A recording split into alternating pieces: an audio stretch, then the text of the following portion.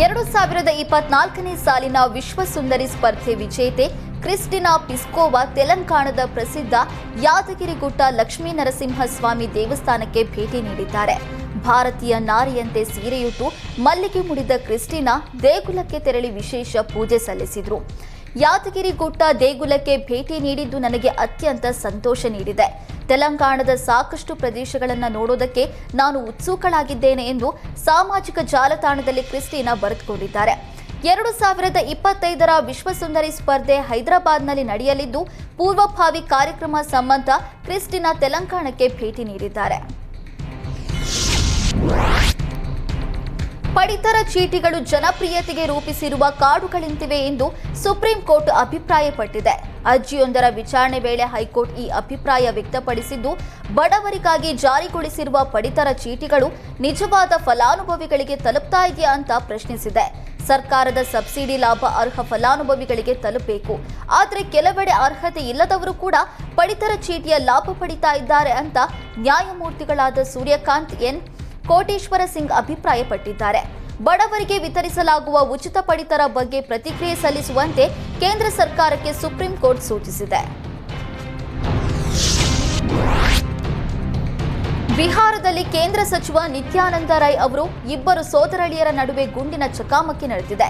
ನೀರಿನ ವಿಚಾರಕ್ಕೆ ವಿಶ್ವಜಿತ್ ಮತ್ತು ಜೈಚಿತ್ ಎಂಬ ಇಬ್ಬರು ಸಹೋದರರ ನಡುವೆ ಗುಂಡಿನ ಚಕಮಕಿ ನಡೆದಿದೆ.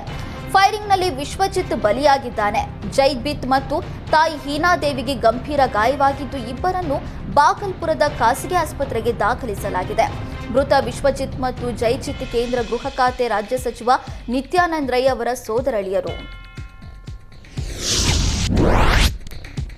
ಚಾಂಪಿಯನ್ಸ್ ಟ್ರೋಫಿ ಗೆದ್ದ ಭಾರತ ತಂಡಕ್ಕೆ ಬಿಸಿಸಿಐ 58 ಕೋಟಿ ಬಹುಮಾನ ಘೋಷಿಸಿದೆ. ಮಾರ್ಚ್ 9ರಂದು ನಡೆದ ಚಾಂಪಿಯನ್ಸ್ ಟ್ರೋಫಿಯ ಫೈನಲ್ನಲ್ಲಿ ನ್ಯೂಜಿಲೆಂಡ್ ವಿರುದ್ಧ ಗೆದ್ದು ಭಾರತ ತಂಡ ಚಾಂಪಿಯನ್ಸ್ ಟ್ರೋಫಿಗೆ ಮುತ್ತಿಕ್ಕಿತ್ತು. ಇಂದು 58 ಕೋಟಿ ರೂಪಾಯಿ ಬಹುಮಾನವನ್ನು ಬಿಸಿಸಿಐ ಪ್ರಕಟಿಸಿದೆ. ಕಳೆದ ವರ್ಷ ಬಾರ್ಬಡೋಸ್ನಲ್ಲಿ ನಡೆದ ಟಿ20 ವಿಶ್ವಕಪ್ನಲ್ಲಿ ಗೆದ್ದ ಬಳಿಕ ಭಾರತ ತಂಡಕ್ಕೆ ಬಿಸಿಸಿಐ 125 ಕೋಟಿ ರೂಪಾಯಿಗಳ ನಗದು ಬಹುಮಾನ ನೀಡಿ ಗೌರವಿಸಿತ್ತು. ಅಂದಹಾಗೆ ಚಾಂಪಿಯನ್ಸ್ ಟ್ರೋಫಿ ಗೆದ್ದ ಭಾರತಕ್ಕೆ ಐಸಿಸಿ 20 ಕೋಟಿ ರೂಪಾಯಿ ಬಹುಮಾನ ನೀಡಿದೆ. ಬೇಸಿಗೆ ಬಿಸಿಲು ಜೋರಾಗಿರುವ ಹೊತ್ತಲ್ಲೇ ವಿದ್ಯುತ್ ದರ ಏರಿಸಿ ರಾಜ್ಯ ಸರ್ಕಾರ ಶಾಕ್ ಕೊಟ್ಟಿದೆ. ಪ್ರತಿ ಯೂನಿಟ್ಗೆ 36 ಪೈಸೆಯಷ್ಟು ವಿದ್ಯುತ್ ದರವನ್ನು ಹೆಚ್ಚಿಸಿ ಕೆಇಆರ್ಸಿ ಆದೇಶ ಹೊರಡಿಸಿದೆ. ಏಪ್ರಿಲ್ 1ರಿಂದ ನೂತನ ವಿದ್ಯುತ್ ದರ ಏರಿಕೆ ಜಾರಿಯಾಗಲಿದೆ. ಕೆಪಿಟಿಸಿಎಲ್ ನೌಕರರ ಪಿಂಚಣಿಗೆ ಹಣ ಹೊಂದಿಸುವ ಸಲುವಾಗಿ ವಿದ್ಯುತ್ ದರ ಹೆಚ್ಚಿಸಲಾಗಿದೆ. ಸರ್ಕಾರದ ಬದಲು ಜನರಿಂದಲೇ ಪಿಂಚಣಿ ಗ್ರಾಚ್ಯುಟಿ ದುಡ್ಡು ವಸೂಲಿಗೆ ಕೆಇಆರ್ಸಿ ಮುಂದಾಗಿದೆ. ಸತತ 3 ವರ್ಷ ವಿದ್ಯುತ್ ದರ ಏರಿಸಲು ಸುಪ್ರೀಂ ಕೋರ್ಟ್ ಆದೇಶಿಸಿದ್ದು, ಈ ಕಾರಣ ದರ ಹೆಚ್ಚಿಸಲಾಗ್ತಾ ಇದೆ ಎಂದು ಕೆಇಆರ್ಸಿ ಹೇಳಿದೆ. ಈ ವರ್ಷ 36 ಪೈಸೆ, 2026ಕ್ಕೆ 35 ಪೈಸೆ, 2027ಕ್ಕೆ 34 ಪೈಸೆ ಏರಿಕೆಗೆ ಸುಪ್ರೀಂ ಸೂಚಿಸಿದ್ದು, ಅದರಂತೆ ದರ ಹೆಚ್ಚಳವಾಗಿದೆ ಎಂದು ಕೆಇಆರ್ಸಿ ಮಾಹಿತಿ ನೀಡಿದೆ.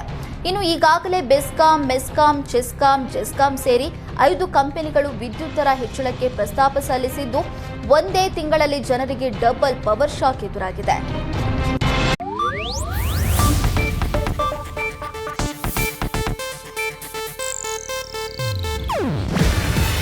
ಇದು ಏಷ್ಯಾನೆಟ್ ನ್ಯೂಸ್ ನೆಟ್ವರ್ಕ್ ಪ್ರಸ್ತುತಿ. ನೀವು ನೋಡ್ತಿದ್ದೀರಾ ಏಷ್ಯಾನೆಟ್ ಸುವರ್ಣ ನ್ಯೂಸ್.